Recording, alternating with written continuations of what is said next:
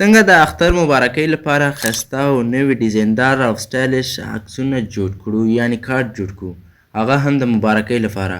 لکه څرنګه چې تاسو ما سره دغه عکس کتلی شئ، یا هم دغه عکس کتلی شئ، یا هم دغه عکس موږ سره کتلی شئ. نو څنګه کولی شو چې دا رقم ته ښایسته سټایلش عکسونه جوړ کړو؟ نو په دغه ویډیو کې درته ټوله طریقه ښیم.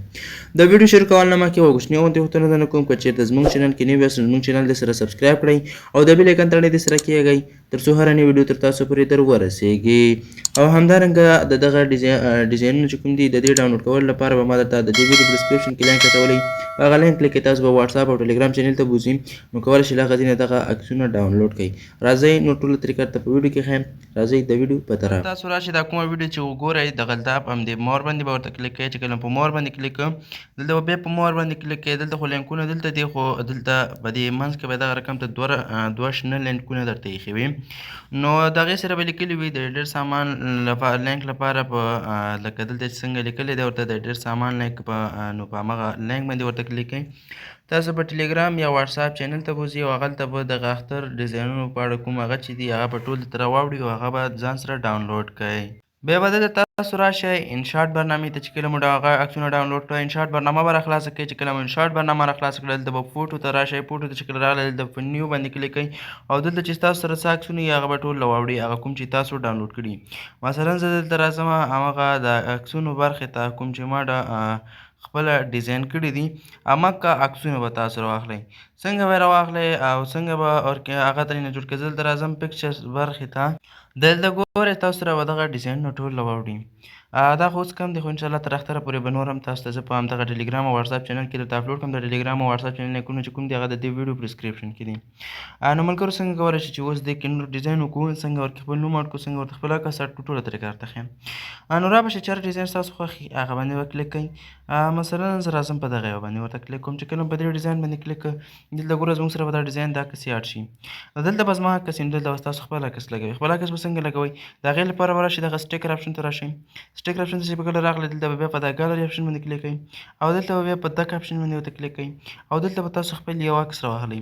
هر عکس چې ستاسو خوښ وي د خوښې خپل عکس به راواخلئ، یا د کوم ملګري عکس لګول غواړئ هغه به راواخلئ.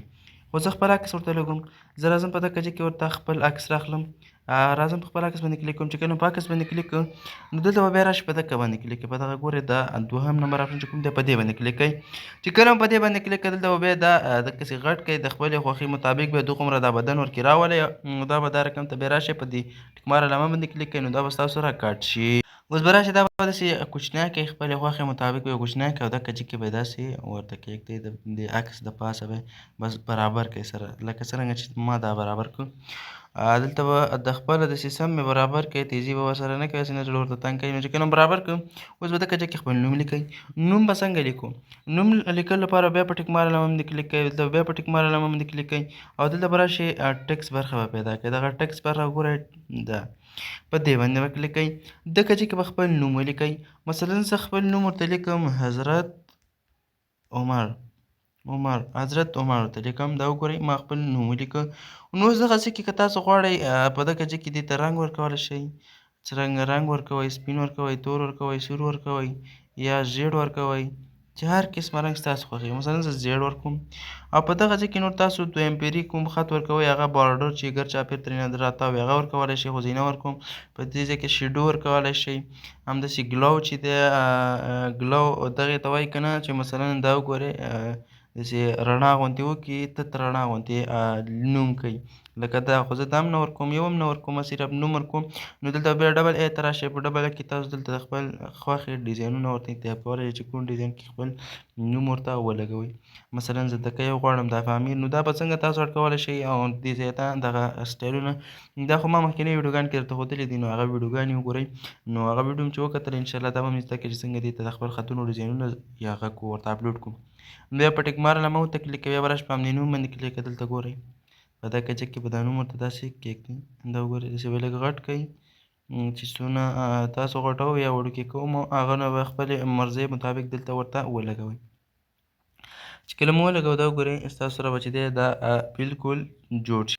دا وګورئ دلته خو دا نور پیغام لیکل هر څه خپله شوي دي خو دغه ډیزاینونه چې کوم دي وپیلې هر 6 دانې دي خو انشاءالله تر اختره پورې نور هم درته زه په دې چینلونو کې اپلوډ کوم هغې پورې زموږ چینلونو کې پاتې شئ ځکه دا ډیزاین لږ سخت کېږي نو بیا به راشئ دلته به تاسو د ثبتولو لپاره په ایکسپورټ باندې کلیک کوئ چې کله په ایکسپورټ باندې کلیک کوئ نو دا به ستاسو سره ثبت شي نو د هر یو کولی شئ په همدغه ریکارډ کې راځئ فوټو ته بیا نیو ته راځئ او دلته همغه عکسونو نه یو عکس ورته انتخابوئ کوم عکسونه چې تاسو غواړئ جوړ کړئ او دا نور ټول خو په همغه طریقه کې خو دغه یو چې دی دا عام سټایلش دی خو دا څرنګه وکړو دا مو چې کله راوخیستم دلته به بیا راشئ سټیکر ته سټیکر ته چې کله راغلی دلته به بیا همدې اپشن ته راشئ دلته به بیا دغه اپشن ته راشئ دلته به خپل یو عکس ورته انتخاب کړئ مثلا زه راځم د دغه هلک عکس ورته انتخابوم دا وګورئ دې نه دا بیک شاته بیکګراونډ چې کوم دی دا خپله همدا انشاټ لرې کوي نو بیا به راشئ په ټیک مار علامه باندې ورته کلیک کوئ دلته ګورئ دا عکس به بیا خپله خوښې مطابق چې څونه غټوئ یا څونه وړوکي کوئ هغه به دغه کچې کې داسې ورته کېږدئ